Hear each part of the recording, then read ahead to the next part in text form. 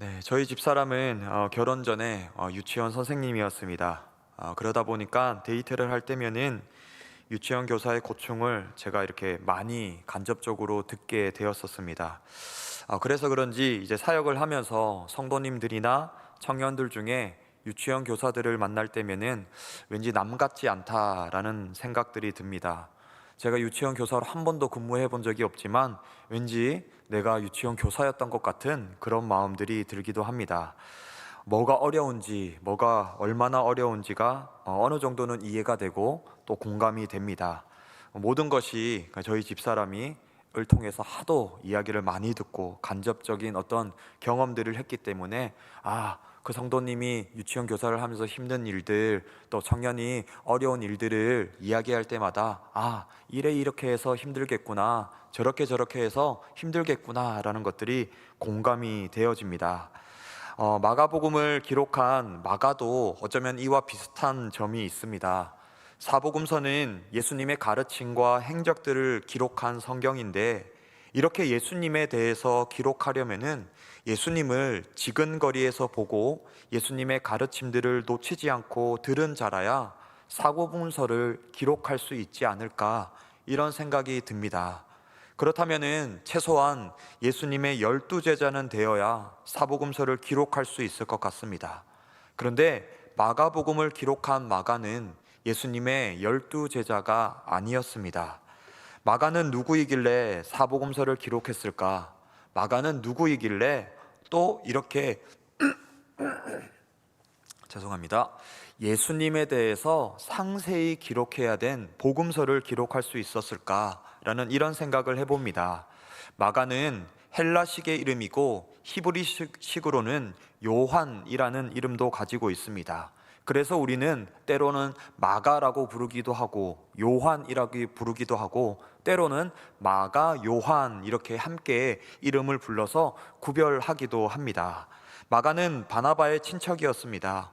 어릴 적부터 부유한 집안에서 자라며 여러 좋은 교육들을 받았습니다. 덕분에 마가는 여러 언어와 또 여러 문화들에 능통한 사람이었습니다. 마가는 자신이 가지고 있는 이런 달란트 덕분에 바나바와 바울이 1차 선교 여행을 떠날 때 그들을 돕는 통역사로 함께 가기도 하였습니다. 그 후에 시간이 흘러 마가는 바나바와 함께 여러 지역을 돌아다니며 복음을 전하기도 했고, 시간이 흘러 예수님의 수제자로 여겨지던 베드로의 사역을 가장 가까이에서 또 가장 오랫동안 가장 베드로의 힘이 되어주는 가장 긴밀한 동력자가 되기도 하였습니다. 베드로전서 5장 13절 말씀을 보면은 베드로는 자신의 동역자였던 마가를 내 아들 마가라고 부릅니다.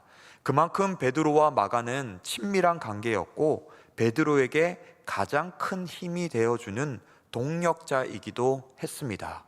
그렇다면 마가는 베드로와 이렇게 가장 친밀하고 가장 긴밀한 힘이 되어주는 동역자였으니 당연히 베드로와 가장 많은 시간들을 보내게 되었을 것입니다. 베드로는 정말 열정적인 예수님의 제자였고 사도였지만 베드로에게 또 그 열정만큼이나 단점이 있었습니다. 베드로가 가지고 있던 단점은 그가 학문적인 배경이 조금 부족하다라는 것입니다. 그래서 베드로는 사람들에게 복음을 전할 때, 예수님에 대해서 가르칠 때에 그 모든 사역들 가운데에서 열정만큼은 그 누구보다 뒤지지 않았지만 그가 가지고 있는 약한 학문적인 배경들이 어떨 때는 논리적으로 사람들에게 다가갈 때, 또 그들에게 어떤 글로 예수님에 대한 가르침을 남기려 할 때에 그 부분에 굉장히 부족했습니다. 그런데 마가는 어떤 사람입니까? 어릴 적부터 학문에 대해서 여러 준비들을 했던 사람들이었고, 이 마가가 가지고 있는 달란트가 베드로의 부족한 부분을 메꾸어 주기에 너무나 좋았다라는 것입니다. 그래서 베드로와 마가는 환상의 짝꿍, 환상의 단짝 이런 것이었습니다. 그래서 항상 베드로는 마가와 함께하며 또 마가를 가까이에서 함께 식사를 하기도 하고 함께 이야기를 하기도 하고 함께 자려고 누워서 이런저런 이야기들을 할 기회들이 충분히 마가에게 주어졌습니다. 그럴 때면은 아마 베드로가 마가에게 이런 이야기들을 했습니다.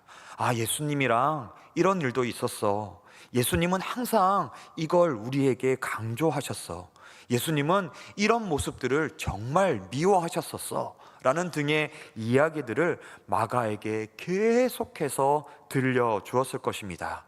마가는 예수님의 12제자가 아니었지만 베드로와 함께한 오랜 시간 덕분에 그 어떤 제자들보다 예수님에 대해서 정확히 알고 있고 또 느낄 수 있었을 것입니다.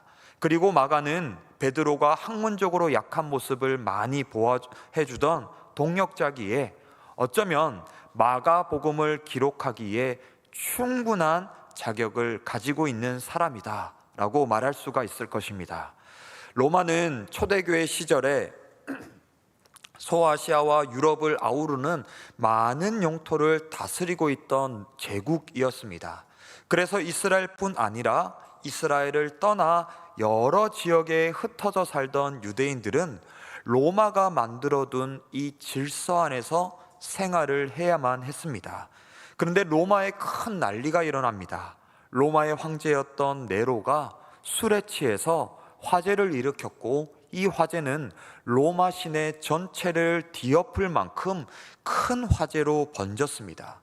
정치적으로 큰 위기에 처한 네로 황제는 당시에 인육을 즐기나는 소문이 있던 그리스도인들에게 대화재의 책임을 돌렸고 그리스도인들이 로마를 전복하기 위해서 대화재를 일으켰다라고 그리스도인 전체를 이렇게 매도하였습니다. 그 결과 로마의 지배가 닿는 곳에 살던 유대인 출신 그리스도인들은 그들의 삶의 터전을 잃고 살아갈 소망을 잃게 되었고 도망자가 되어야만 했습니다. 당시의 그리스도인들은 얼마나 절망했을까? 그리스도인들은 하나님께 이렇게 질문했습니다. 하나님은 살아계신 분이 맞으신가요? 우리는 하나님의 백성이 맞나요? 하나님은 왜 이렇게 우리를 내버려 두시나요? 많은 그리스도인들은 그들이 처했던 어려운 상황들, 살아가기 힘든 그 절망 가운데에서 하나님께 이렇게 질문하고 하나님의 대답, 하나님의 도우심을 기다렸다라는 것입니다. 어쩌면은 이 당시에 그리스도인들의 삶이 처해 있던 상황은 출애굽 당시에 노예 생활 가운데에서 하나님께 도움을 구했던 이스라엘 백성들의 그 외침과 그 간절한 부르짖음과 어쩌면 닮아 있겠다라는 생각들이 되어집니다. 많은 그리스도인들은 그들의 삶을 송두리째 흔드는 고난 앞에서 신앙과 믿음이 점점 약해져 가고 있었습니다. 이런 상황에 베드로는 그들을 바라보며 그들을 유대인 출신의 그리스도인들을 생각하며 이들을 격려해야 되겠다. 거짓된 소망이 아닌 산 소망을 그들에게 전해야 되겠다라고 생각을 했습니다. 그리고 마가의 도움을 얻어 베드로 전후서와 마가복음을 기록해 했습니다. 그래서 베드로 전후서와 마가복음은 어떻게 보면은 신약 성경에서 볼 때 순서적으로 전혀 멀리 떨어져 있지만 베드로 전후서와 마가복음은 비슷한 목적을 가지고 기록된 세트로 된 성경이다라고 생각할 수가 있습니다. 하나님이 베드로를 영감하셨습니다. 베드로를 통해 전해지는 예수님의 복대한 내용을 마가가 옆에서 듣고 받아서 기록한 것이 바로 마가복음입니다. 그래서 우리는 마가복음을 볼 때 베드로 복음이다 라고 생각을 해도 무방할 것 같습니다. 오늘 말씀을 통해서 하나님은 우리에게 세 가지 말씀을 주십니다. 첫 번째로 우리에게 가장 기쁜 소식이 있다라는 사실입니다. 당시에 로마의 질서 아래에서 살고 있던 그리스도인들은 기대하고 있는 것이 있었습니다. 그것은 네로 황제의 명령이었습니다. 네로 황제가 막 핍박받고 고난받고 자신의 삶의 일터를 빼앗기고 고향 살고 있던 곳을 강제로 떠나게 되고 그들의 삶의 터전이 흔들리는 어려운 상황 가운데 있던 그리스도인들에게 이렇게 명령할 수가 있는 것입니다. 로마 시민들이여, 그리스도인들은 죄가 없음이 밝혀졌습니다. 이제 더 이상 그리스도인들을 핍박하지도 말고 더 이상 그리스도인들을 어렵게 하지도 말기 바랍니다. 그리스도인들과 함께 어울려 사셔도 되고 그리스도인들과 함께 도움을 줘도 괜찮습니다 라는 네로 황제의 명령이 떨어지기만을 그리스도인들은 기대하고 있었다라는 겁니다. 자신들의 억울함이 풀려지고 자신들의 삶이 다시 예전처럼 복원되어질 네로 황제의 명령을 기다리고 있었습니다.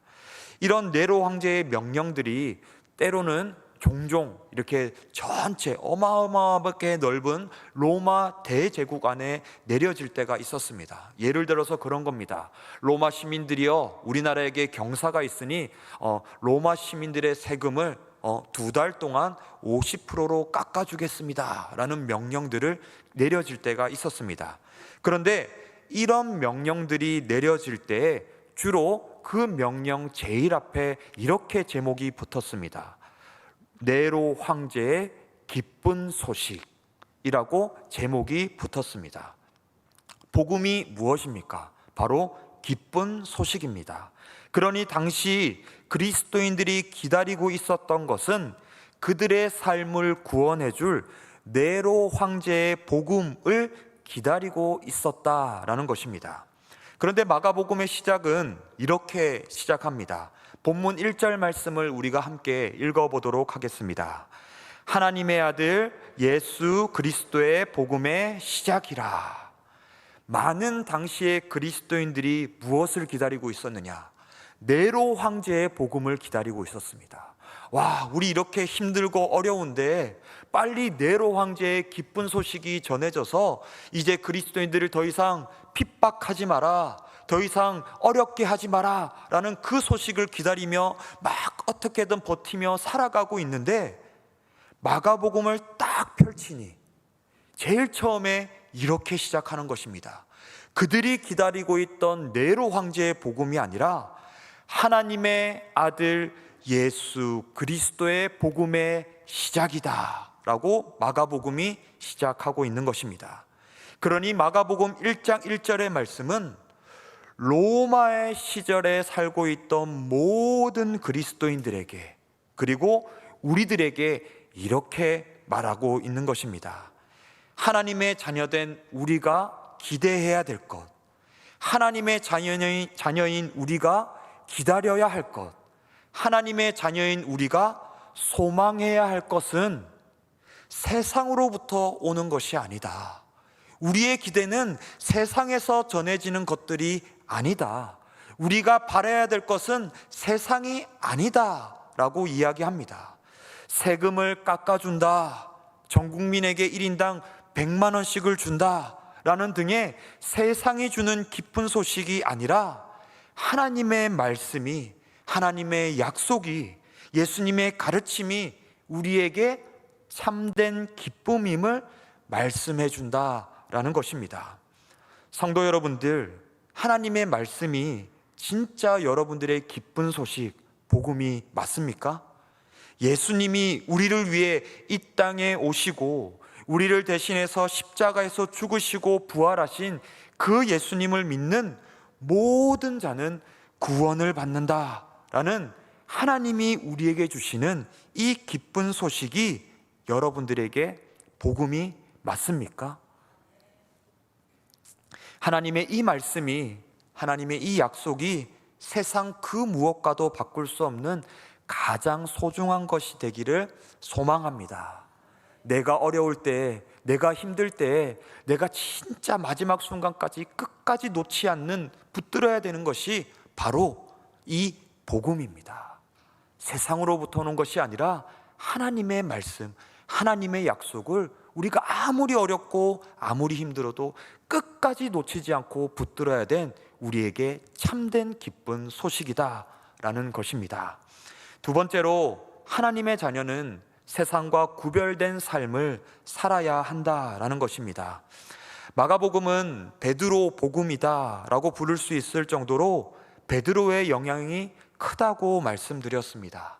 그렇다 보니 베드로의 급한 성격이 그대로 마가복음 안에 나타납니다. 그래서 마가복음이 사복음서 중에 가장 짧은지도 모릅니다. 긴 말 안 하고 빠르게 결론을 내리고 싶었는지도 모릅니다. 그래서 마가복음 1장만 살펴봐도 그 1장 안에 정말 많은 사건들이 한 장에 짧게 포함되어 있는 것을 우리들은 살펴볼 수가 있습니다. 마가복음은 세례 요한에 관련된 이야기로 바로 넘어가 버립니다. 여러 가지 구구절절 이런저런 설명 없이 하나님의 아들 예수 그리스도의 복음의 시작이라 짠 하고 그 뒤로 바로 세례 요한에 대한 이야기로 넘어갑니다.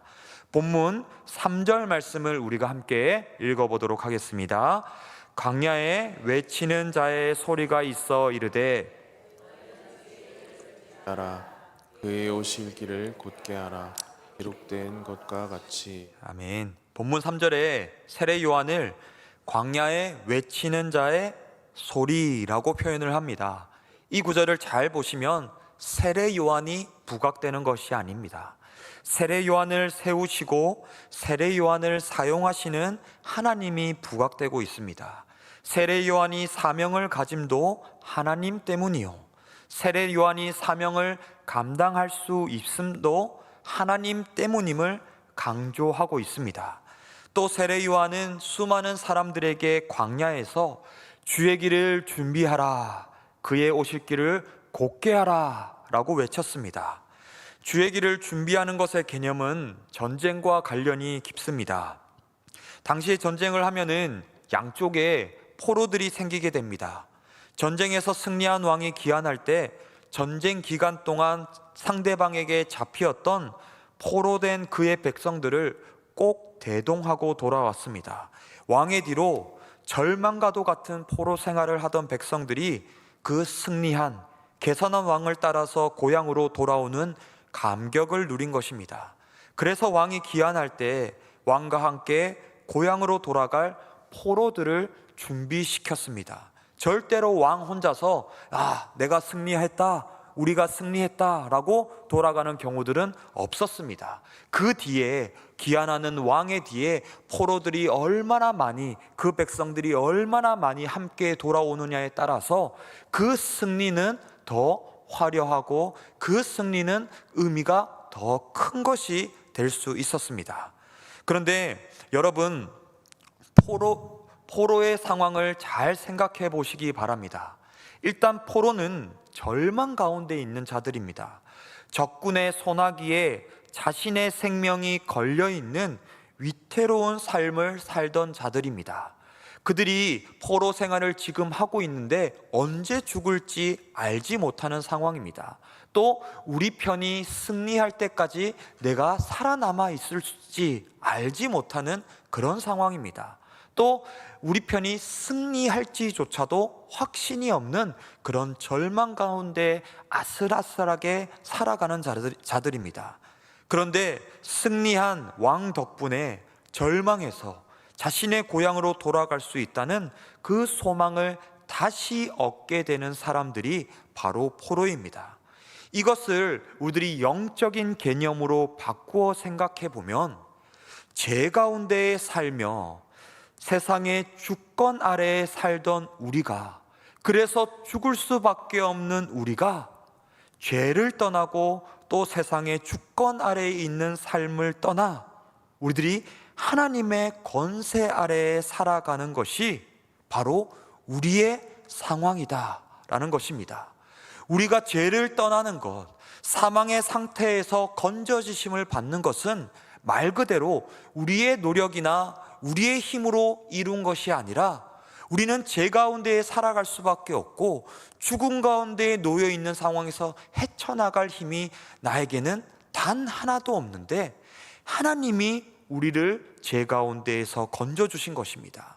사망 가운데에 놓여 있을 수밖에 없는 우리들을 하나님이 구원해 주신 것입니다. 이것이 바로 은혜입니다.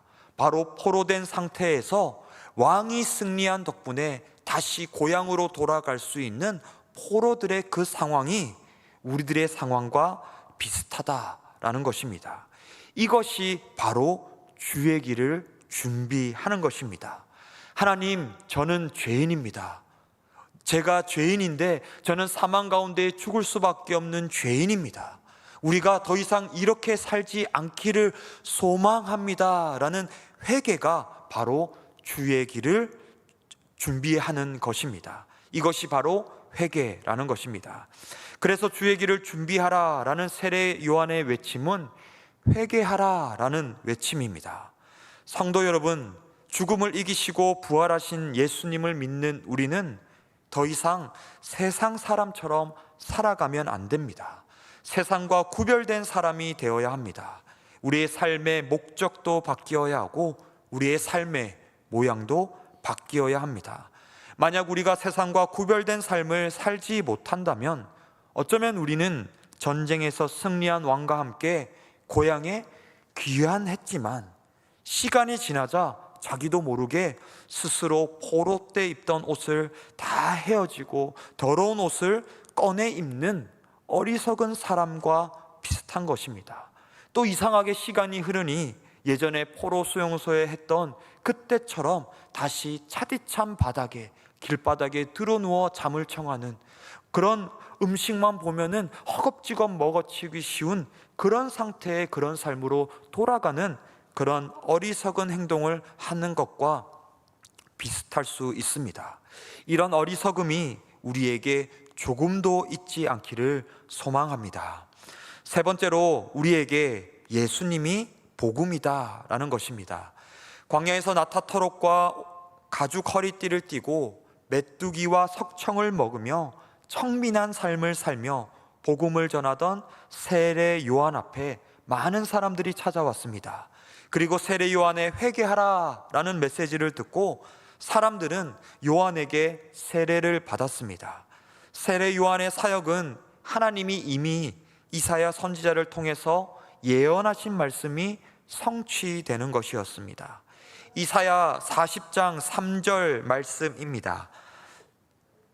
외치는 자의 소리여 이르되 너희는 광야에서 여호와의 길을 예비하라.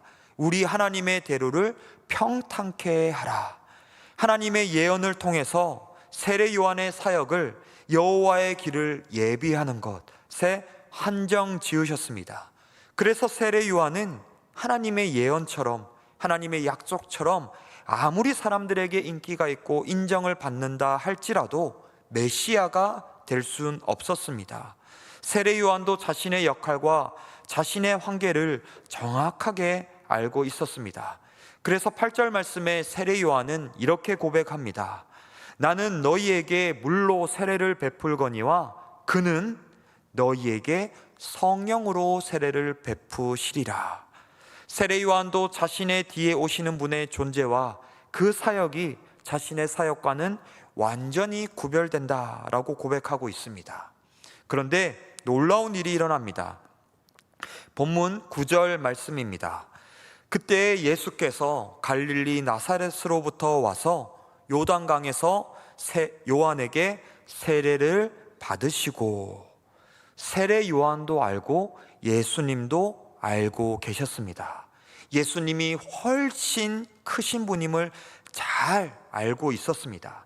그런데 예수님이 세례 요한에게 세례를 베푸시는 것이 아닙니다. 요한아, 고생이 많았다. 정말 어려운 상황 가운데서 하나님이 주신 너의 사명을 잘 감당했다. 너 고생 많았어. 수고했어. 내가 너에게 세례 베풀어 줄게 라고 하시는 것이 아니라 예수님이 세례 요한에게 세례를 받으십니다. 세례 요한의 세례는 회개의 세례입니다. 죄를 떠나 더 이상 죄를 짓지 않겠다라는 그 세례입니다. 그런데 죄가 없으신 예수님이 왜 세례 요한에게 세례를 받으셨을까? 세례 요한보다 크신 예수님이 왜 세례를 받으셨을까? 우리는 생각해 봐야 합니다. 예수님이 세례 요한에게 세례를 받으시는 이 장면은 예수님이 이 땅에 오신 목적을 상징적으로 잘 보여주는 장면입니다. 죄가 없으신 예수님이시지만 예수님이 우리의 죄를 대신하실 것, 예수님이 모든 인간의 죄를 대신하실 것, 그래서 또 예수님이 우리를 대신해서 또 모든 인간을 대신해서 십자가에 올라가시고 십자가에서 죽으실 것을 보여주는 그 모습을 상징적으로 말씀하고 보여주시는 장면입니다. 그래서 세례 요한에게 세례를 받으실 필요 없는 예수님이 요한에게 세례를 받으시는 겁니다. 죄가 없으신 예수님이, 그래서 십자가를 지실 필요가 없으신 예수님이 십자가를 지실 것을 보여주는 장면이다라는 것입니다. 하나님은 베드로를 통해서 또 마가를 통해서 하나님은 우리에게 말씀하십니다. 예수님이 이 땅에 왜 오셨는가? 예수님이 누구 때문에 이 땅에 오셨는가? 예수님이 누구 때문에 십자가를 지셨는가? 그 사실을 마가복음의 시작에서 정확하게 보여주고 있는 것입니다. 예수님은 우리를 위해서 이 땅에 오셨습니다. 예수님은 다른 사람들이 아니라 바로 우리 한 명 한 명의 죄를 대신해서 십자가에서 죽으시기 위해 이 땅에 오셨습니다. 내가 당해야 될 고난, 내가 당해야 될 수치, 내가 당해야 될 죽음을 대신하기 위해 예수님이 이 땅에 오신 것입니다. 우리가 받아 누리는 사랑과 은혜가 바로 이만큼 큰 것입니다. 우리는 이런 예수님을 믿고 고백함으로 하나님의 자녀가 될 수 있습니다. 회개함으로 또 예수 그리스도를 주로 고백함으로 하나님의 자녀가 되는 복을 누리는 것입니다. 이것이 바로 복음입니다.